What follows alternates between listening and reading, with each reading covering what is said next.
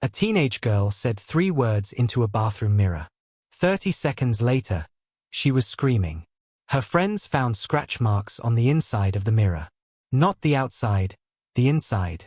Every legend you're about to hear started the same way. Someone laughed it off, said it's just a story, and then it wasn't. Urban legends survive because they're built on something real. A real death, a real disappearance, a real unexplained event that got wrapped in decades of retelling until nobody remembers where the truth ends and the myth begins. We're going to strip that wrapping paper off. 14 legends. Real names. Real case files. Real bodies. By the end of this video, you won't be able to look at a mirror, a bridge, or an empty road the same way again. The game is simple. Dark bathroom, single candle, mirror, say her name 13 times. Kids have played it at sleepovers for generations. But the legend has a real anchor. Mary Worth, some say Mary I of England, Bloody Mary herself, responsible for burning nearly 300 Protestant dissenters at the stake between 1555 and 1558. Others trace it to a 19th century divination ritual where young women stared into mirrors by candlelight hoping to see the face of their future husband. Sometimes they saw a skull instead. Sometimes, according to folklore collected by Professor Alan Dundes in the 1970s and 80s, girls reported fainting, screaming, needing hospitalization, not because of what appeared in the mirror, but because of a phenomenon psychologists call the Troxler effect. Stare at your own reflection in low light long enough, and your brain starts erasing your face. Literally. Your peripheral vision fades your features into a blur, and your mind, desperate to fill the gap, invents something monstrous to put there. The real horror of Bloody Mary isn't a vengeful ghost. It's that your own brain, under the right conditions, will hallucinate a killer into an empty room. And it works on adults too. Retention hook. But mirror rituals aren't the strangest thing that's been reported in a bathroom stall. Not by a long shot. In Mexican and broader Latin American folklore, La Llorona, the weeping woman, drowned her own children in a river after her husband abandoned her for a younger woman, then drowned herself in grief and guilt.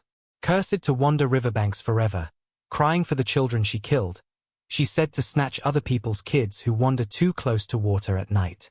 Fishermen along the Rio Grande have reported hearing a woman's wail with no source for over a century. Here's the disturbing part. Historians studying colonial Mexican court records found actual infanticide cases from the 1700s eerily similar to the myth. Women driven to filicide by abandonment, poverty, and social shame under Spanish colonial rule, where a woman's economic survival was entirely tied to a husband's presence. The legend may be a folk memory of dozens of real women, compressed into one ghost, so a society that created the conditions for those deaths didn't have to look at its own role in them. Most urban legends have no paper trail. This one does.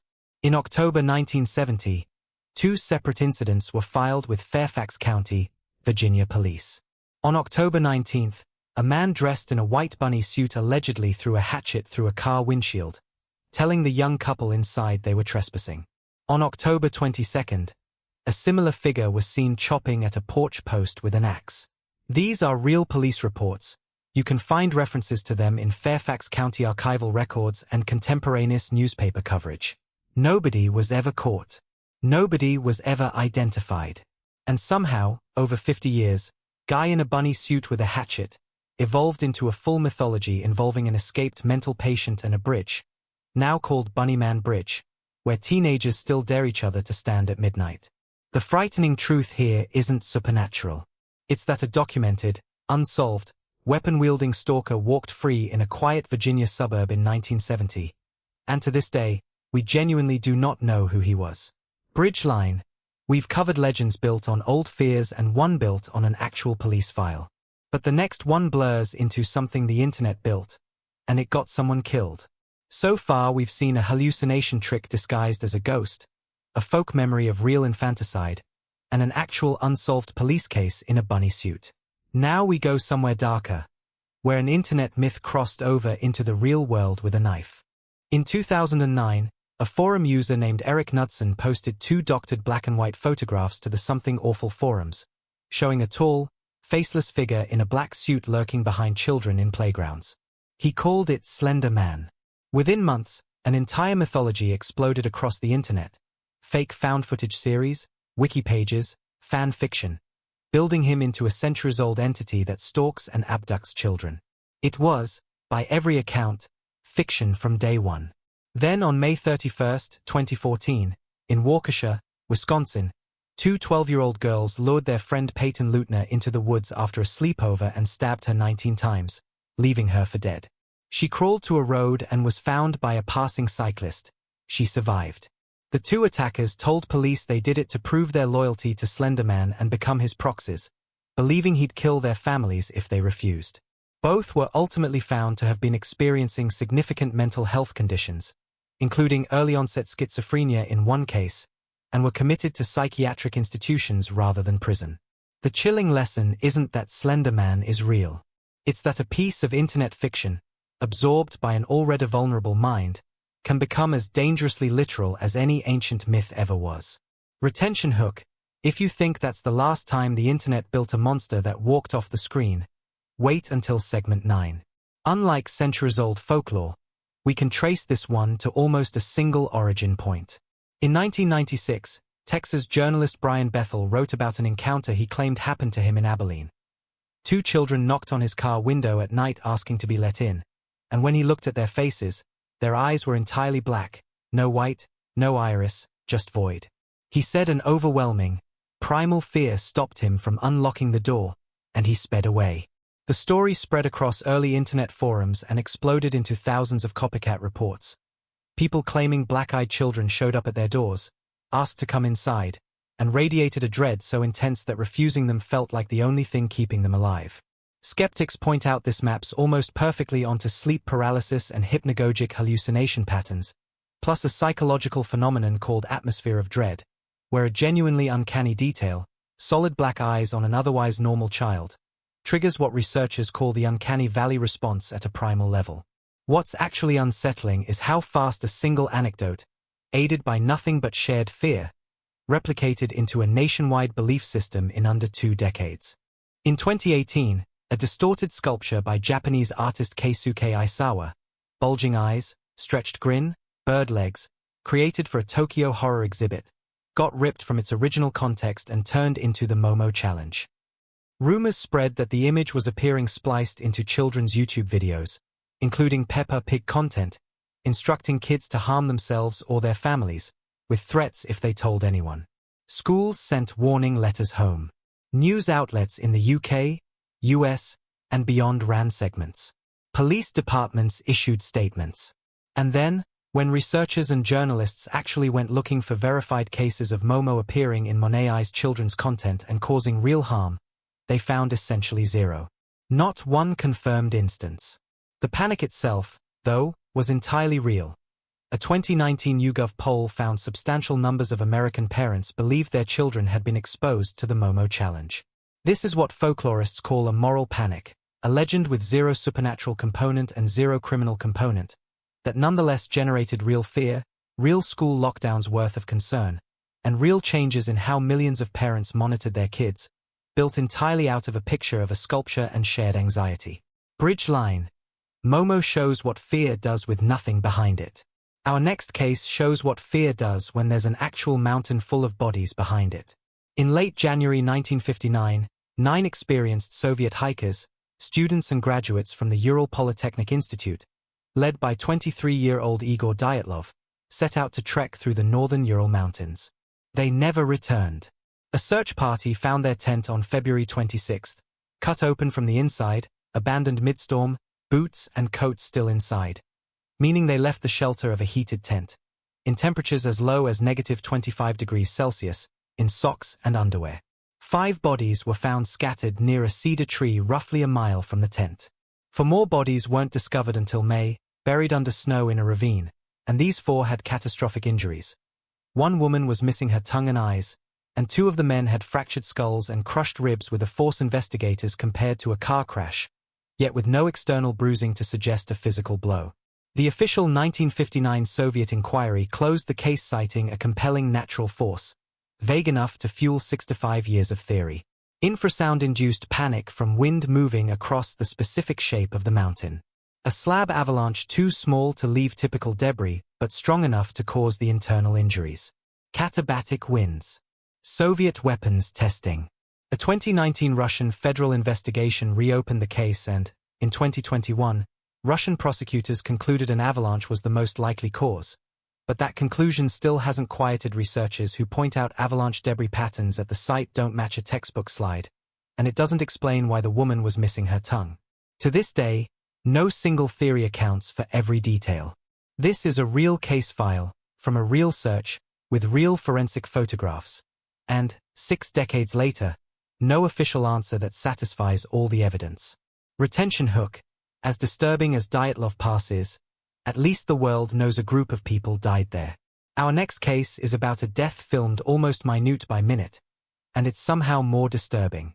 In January 2013, 21-year-old Canadian tourist Elisa Lam was staying alone at the Cecil Hotel in downtown Los Angeles, a building with its own dark history of prior deaths and a connection to serial killer Richard Ramirez, who once lived there. Elisa went missing. Nearly 3 weeks later, hotel guests complained about foul tasting, discolored water coming from the taps. Maintenance staff climbed onto the roof and found Elisa's body inside one of the hotel's rooftop water tanks.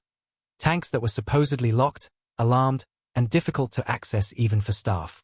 Before her body was found, the LAPD released hallway surveillance footage from the hotel's elevator, hoping the public could help identify her. The footage is genuinely disturbing to watch. Elisa presses multiple buttons, steps in and out repeatedly, hides in a corner, gestures oddly with her hands, and appears to talk to someone unseen outside the frame. While the elevator door stays open the entire time, never closing, for reasons never explained. The video went viral, spawning theories of demonic possession, secret hotel murders, government conspiracy. The official investigation, however, concluded from her documented medical history and a toxicology report that Elisa lived with bipolar disorder and had stopped taking her prescribed medication, and that her behavior in the video was consistent with a manic or psychotic episode. The coroner ruled her death accidental drowning, likely after she climbed onto the tank roof herself during an episode of altered mental state. What makes this case so haunting isn't a monster. It's that millions of strangers watched a real young woman's final documented hours, in real time, searching for a supernatural explanation for what was, according to the official record, a preventable mental health tragedy that nobody around her caught in time. Along an 800-kilometer stretch of Highway 16 in British Columbia, Canada, dozens of women and girls, the majority of them indigenous, have disappeared or been found murdered since the 1970s. The RCMP's official list names 18 cases between 1969 and 2006 as directly connected to the corridor, though indigenous advocacy groups and independent researchers, including the organization Human Rights Watch, argue the real number is far higher, potentially in the dozens, when victims from nearby communities and unofficial cases are included. Locals began calling it the Highway of Tears in the 1990s, and for years it circulated almost like folklore outside the region. A scary road you don't hitchhike on. While for the families involved, it was an active, unresolved, generational tragedy. Very few of the cases have ever been solved. In 2012, DNA evidence connected American criminal Bobby Jack Fowler to the 1974 murder of 16-year-old Colleen McMillan, and investigators believe he may be responsible for additional deaths along the corridor before his own death in an Oregon prison in 2006. But the vast majority of the Highway of Tears cases remain completely open. This is a case where treating a real, ongoing pattern of violence as just a legend arguably delayed the national attention and resourcing the crisis needed for decades. The Winchester Mystery House. Sarah Winchester, heir to the Winchester rifle fortune, built a sprawling San Jose mansion continuously for 38 years. Staircases leading to ceilings, doors opening onto walls, reportedly believing she was cursed by the spirits of everyone killed by Winchester rifles and needed to keep construction going, guided by a medium, to confuse the ghosts. Historians dispute how literally to take the curse story, but the house itself, 160 rooms of genuine architectural insanity, is real and still standing today as a tourist attraction. The Jersey Devil. Since the 1730s, residents of the New Jersey Pine Barrens have reported a winged, hooved, goat-headed creature, tied to a folk legend that a mother Leeds gave birth to her 13th child, which transformed into a demon and flew up the chimney. In January 1909, over just 1 week, more than 1,000 separate sightings were reported across South Jersey and Philadelphia, closing some schools and factories. A documented, dated mass panic, even if the creature itself was never physically confirmed. The chupacabra, first reported in Puerto Rico in 1995 after livestock were found drained of blood with puncture wounds. The goatsucker spread across Latin America and the American Southwest. Multiple captured specimens, when DNA tested by wildlife biologists including researchers at UC Davis, turned out to be coyotes or dogs with severe mange, which causes the hairless, sunken, disfigured appearance eyewitnesses associate with the creature. Mothman, starting in November 1966, residents of Point Pleasant, West Virginia reported a large, gray, red-eyed, winged humanoid near an abandoned munitions plant. Sightings continued for roughly a year, and then on December 15, 1967, the Silver Bridge connecting Point Pleasant to Ohio collapsed during rush hour traffic, killing 46 people. The bridge collapse was later confirmed by federal investigators to be caused by a single cracked steel eye-bar, but the timing cemented Mothman in folklore as an omen of disaster rather than a coincidence of geography and infrastructure failure. Skinwalkers in Navajo tradition, described as malevolent witches capable of transforming into animals, the belief is treated with such seriousness within some Navajo communities that many people, out of genuine respect and caution, decline to discuss the specifics publicly at all, making it one of the only legends on this list still actively, quietly practiced as belief rather than told as a campfire story. Retention hook. Every legend so far has had at least one thread of real evidence holding it together. The next one has almost too much evidence. An actual excavated crime scene underneath a house. On November 13, 1974, 24-year-old Ronald DeFeo Jr. shot and killed 6 members of his own family, his parents and 4 siblings, as they slept in their home at 112 Ocean Avenue, Amityville, New York. This part is not folklore. It's a documented homicide, and DeFeo was convicted in 1975 and sentenced to 6 consecutive 25 years to life terms. He died in prison in 2021. Just over a year later, in December 1975, the Lutz family moved into the same house and, after only 28 days, fled, claiming they'd experienced slime oozing from walls, swarms of flies in winter, a demonic pig-like figure, and Ronald's own defense claimed that voices told him to commit the murders. Their story became the best-selling 1977 book The Amityville Horror, and then a 1979 film franchise that made millions. However, DeFeo's own defense attorney, William Weber, later stated publicly that he and the Lutzes had, in his words, invented and elaborated the haunting elements together over wine, specifically to generate book and movie revenue.